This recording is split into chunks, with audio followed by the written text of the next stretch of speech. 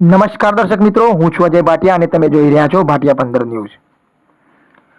જોઈએ આજના અરવલ્લી જિલ્લાના મહત્વપૂર્ણ સમાચાર। અરવલ્લી જિલ્લાના માલપુર તાલુકાની સાતરડા દૂધ ઉત્પાદક સહકારી મંડળીમાં કથિત નાણાકીય ગેરરીતિના ગંભીર આક્ષેપોએ સમગ્ર પંથકમાં ભારે ચકચાર મચાવી છે। મંડળીના સભાસદોના આક્ષેપો મુજબ દૂધ મંડળીના સેક્રેટરીએ અંદાજે 17 થી 18 લાખ રૂપિયાની ઉચાપત થઈ હોવાની મીડિયા સમક્ષ કબૂલાત કરી છે। સેક્રેટરી અને મીડિયાકર્મીની વાતચીત છેલ્લે મૂકવામાં આવી હોય તે ધ્યાનથી સાંભળવી, તેમજ એ બાબતે જોકે ગામમાં ચાલી રહેલી ચર્ચાઓ અનુસાર આ ગેરરીતિનો આંકડો 25 લાખ રૂપિયાથી પણ વધુ હોઈ શકે છે। જો આ આક્ષેપો સાચા સાબિત થાય તો સહકારી ક્ષેત્રમાં વિશ્વાસ પર મોટો પ્રશ્ન ઊભો થાય તેવી સ્થિતિ સર્જાઈ છે। સભાસદોએ વધુમાં આરોપ લગાવ્યો છે કે વર્ષો સુધી કર્મચારીઓને સમયસર પગાર ચૂકવવામાં આવ્યો નથી। પશુપાલકોને માત્ર 4% નફો અપાયો છે, જ્યારે આસપાસની અન્ય દૂધ મંડળીઓમાં 7 થી 8% સુધી નફાનું વિતરણ કરવામાં આવે છે। વર્ષ 2024 થી 2026 દરમિયાન પણ આ સ્થિતિ યથાવત રહી હોવાના ગંભીર આક્ષેપો કરવામાં આવ્યા છે। આ સમગ્ર મામલે અરવલ્લી જિલ્લાના રજિસ્ટ્રાર સમક્ષ લેખિત રજૂઆત કરવામાં આવી હોવાનું સભાસદો જણાવી રહ્યા છે। એટલું જ નહીં, ભાવફેરની રકમ ચૂકવવા માટે પણ લોન લેવી પડી હોવાના દાવા વચ્ચે હવે સૌથી મોટો સવાલ એ ઊભો થાય છે કે મંડળીની લાખો રૂપિયાની બચત આખરે ગઈ ક્યાં? આર્થિક વહીવટમાં કોણ જવાબદાર છે? અને જો ગેરરીતિ થઈ હોય તો અત્યાર સુધી કાર્યવાહી કેમ ન થઈ?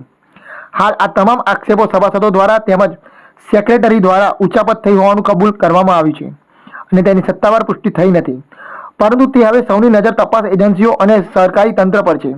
શું આ સમગ્ર પ્રકરણની નિષ્પક્ષ અને પારદર્શક તપાસ થશે? શું દોષિતો સામે કાયદેસરની કડક કાર્યવાહી થશે કે પછી આ ગંભીર આક્ષેપો કાગળો પૂરતા જ સીમિત રહી જશે? સૌનો મહત્વનો પ્રશ્ન, શું સાતરડા પશુપાલકો અને સભાસદોને ન્યાય મળશે? જોતા રહો અજય એ ભાટિયા સાથે, ભાટિયા 15 ન્યૂઝ, અરવલ્લી, માલપુર। સુરેશ કુમાર નરસિંહભાઈ, હું સાતરડા લક્ષ્મી 2 મંડળીનો સભાસદ છું। અરવલ્લી જિલ્લામાં માલપુર તાલુકામાં આવેલ લક્ષ્મી દૂધ મંડળીમાં 1715 કોડ નંબર, તેમાં હું દૂધ ભરાવું છું।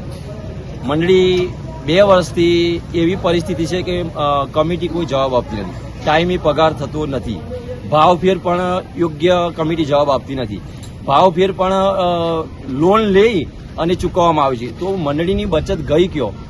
સામાન્ય સભાસદ જો મહિને જે દૂધ ભરાવે બચત કરતો હોય તો મંડળી કેટલું બચત કરે? તો કમિટી કોઈ કે બચત જ નથી એવો જવાબ આપે છે। તો તંત્રને, સબ રજિસ્ટ્રારને, સાબર ડેરી મેનેજિંગ ડિરેક્ટરને વિનંતી છે કે અમે અરજીઓ આપી છે, 3 જગ્યાએ રવાના કરી છે, તેનો યોગ્ય સત્વરે ઓડિટ કરાવવા અમારી માંગ છે। અને ઓડિટ આજ સુધી ડેરીએ જાણ કરી છે કે નથી કરી? ડેરીવાળા કમિટી એવું કહે છે કે અમે જાણ કરી કે ત્યાંથી કર્મચારીનો અભાવ છે, તો તે પણ તપાસ કરવામાં આવે કે અહીંથી ના પાડવામાં આવે, તે પણ યોગ્ય તપાસ થાય અને સત્વરે ઓડિટ કરી અને પશુપાલકોને ન્યાય આપવા વિનંતી। અમારે ટાઈમે પગાર થાય અને ભાવ સારો મળે એ જ પશુપાલકોની અરજ છે। શું આ બાબતે રજૂઆત કરી ખરી?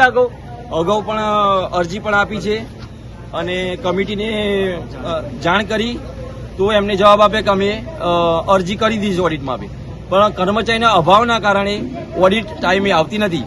એ સમયનું આજે વર્ષ થઈ ગયું, તો એ પણ મીડિયાના માધ્યમથી તપાસ કરવામાં આવે કે ઓડિટનો આવો પ્રશ્ન છે, શું છે, તો પબ્લિકને ન્યાય પશુપાલકોને આપે।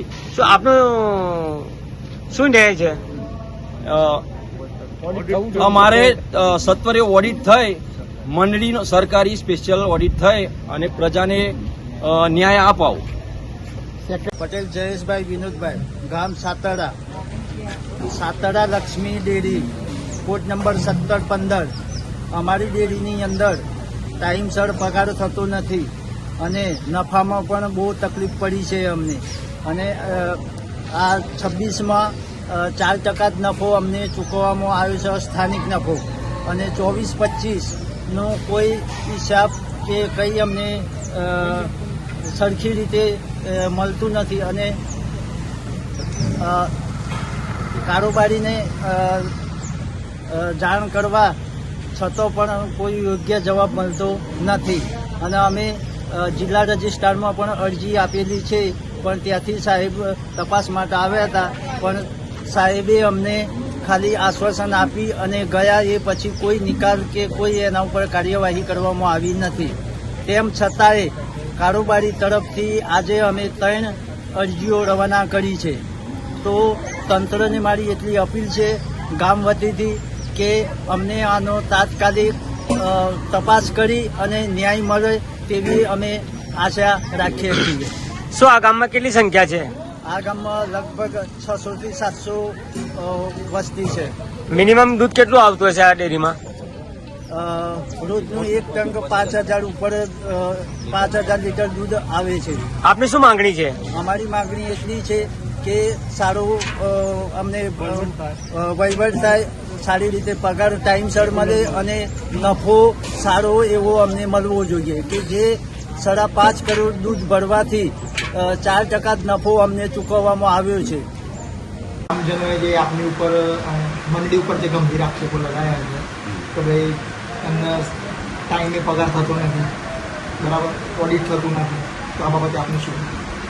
આપણી જે બધી જિલ્લા ઉદ્યોગની જે લોનો છે અને બધી HDFCની જે લોનો છે એમાં લોકોના પૈસા ઘણા બાકી પડે.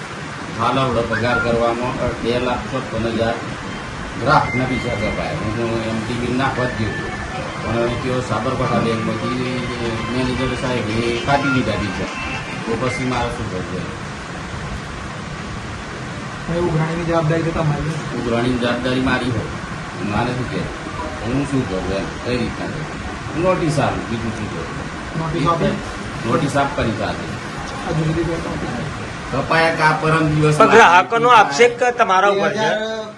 24-25 થી લઈને 26 ત્યાં સુધીની એ તો ક્લિયર થઈ ગયું સાહેબ, એ તો ક્લિયર થઈ ગયું હતું. અમારે ભાવ ફેરી વખતે ક્લિયર થઈ ગયું, એમાં કોઈ પ્રોબ્લેમ નહોતું. પણ આ આવડે જે પગાર કર્યો ને એમાં કપાતા આ પગારમાં. હા આ પગાર એફડી પડી એ દિવસ હું બિલ નાખવા જ ગયો હતો પગાર, અને ત્યાં જોયું કે તમારા પૈસા કાપી લીધા છે. એનો મતલબ એવો સમજવું કે આપણો મંડળી છે અત્યારે ખર્ચામાં જઈ એવું ના સમજાય.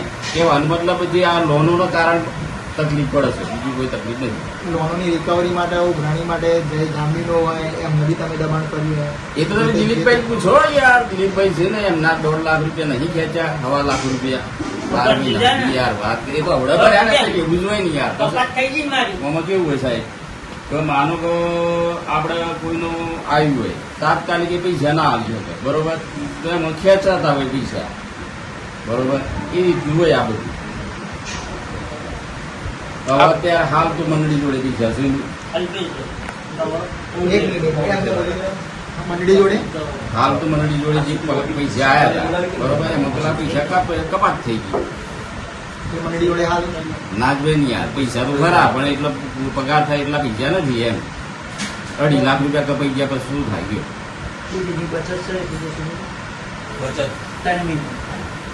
ડેરીની બચત. હાલ જે પહેલા જે સેક્રેટરી હતા ને એમને થોડાક પૈસાનું થોડુંક ઊંચા પદ કરેલું છે બરોબર. કેટલું કરેલું અંદાજે? અંદાજે 15-16 લાખની આજુબાજુ. શું નામ છે એમનું? હીરાભાઈ લખાવે. આપણા એક મિનિટ, આપનું નામ શું છે? આપનું નામ શું સેક્રેટરી? પટેલ વિનોદભાઈ રાખે. ઓકે.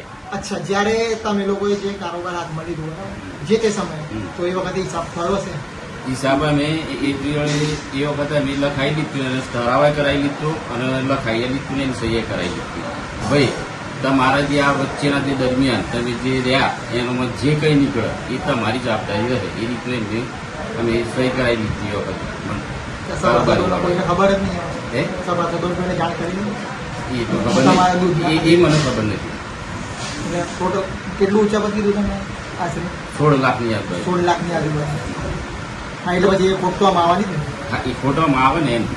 તો આજે ગ્રાહકોનું શું સાહેબ? હવે ગ્રાહકો તો હું અત્યારે ગ્રાહકો દૂધ ભરી રહ્યા છે. રિકવરી કરી તમે? હે એમની જોડેથી કેટલી રિકવરી કરી? એમ ના જોડે કોઈ રિકવરી નથી. આ ઓડિટ થાય 10 તારીખે કોઈક ઓડિટ આવવાનું છે જિલ્લાનું સરકારી ઓડિટ. એ હવે પછી એ જવાબદારી બી તો તમારી આવે. હાથ મેં કરી છે ને અરજી આ લે 10 તારીખે આવવાના. 10 તારીખે આવવાના.